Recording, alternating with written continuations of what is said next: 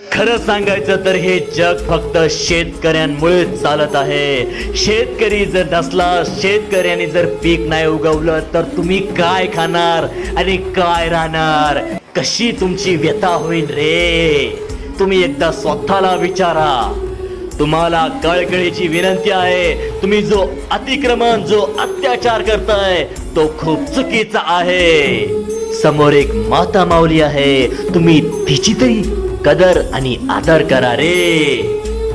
अरे रस्त्याच्या कडेला बसून ऊन पावसात आपला प्रामाणिकपणे घाम गाळणाऱ्या आणि पोटाची खळगी भरण्यासाठी संघर्ष करणाऱ्या कष्टकऱ्याची तुम्ही जाणीव ठेवा रे, जाणीव ठेवा. खूप जीव तळमळतोय, खूप खूप. लेकराच्या भुकेसाठी दिवसभर जो झिजतो तोच का रे तुमच्या नजरेत खुपतो?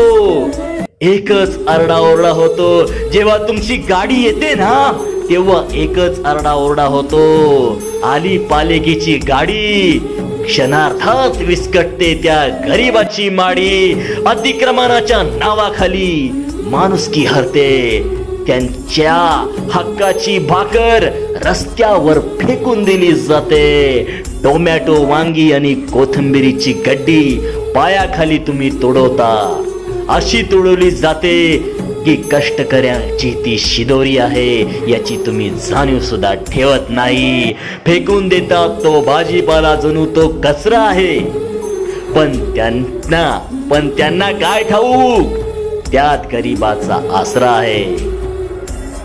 हात जोडतो तो गरीब, साहेब जाऊ द्या ओ साहेब, पोरे उपाशी आहेत घरी, थोडी दया येऊ द्या. पण दगडाच्या काळजाला पाजर फुटत नाही, गरीबाच्या डोळ्यातील पाणी कोणाला दिसत नाही. का रे तुम्ही असं वागता, का वागता? तोडफोड होते, जप्ती होते, अतोनात हाल होतात आणि ते अतोनात हाल तुम्ही करतात. उद्या पुन्हा कसं जगायचं हाच एक सवाल. रस्त्यावर विखुरलेल्या त्या भाजीच्या पानात फक्त भाजी नाही, रक्त सांडतंय त्यांचं त्या उन्हात. कधीतरी बदलेल ही क्रूर अन्याय करणारी सिस्टम. मिळेल सन्मान त्यांना जे जगतात जीवन अति कठीण. तोपर्यंत हा संघर्ष, हा आक्रोश सुरूच राहील. गरीबाच्या घामाची किंमत सांगा कधी दुनिया देईल? अन्याय करू नका, अन्याय तुम्हाला फेडावा लागेल. आणि ही जी आतून आलेली तळमळ शेतकऱ्याची आहे.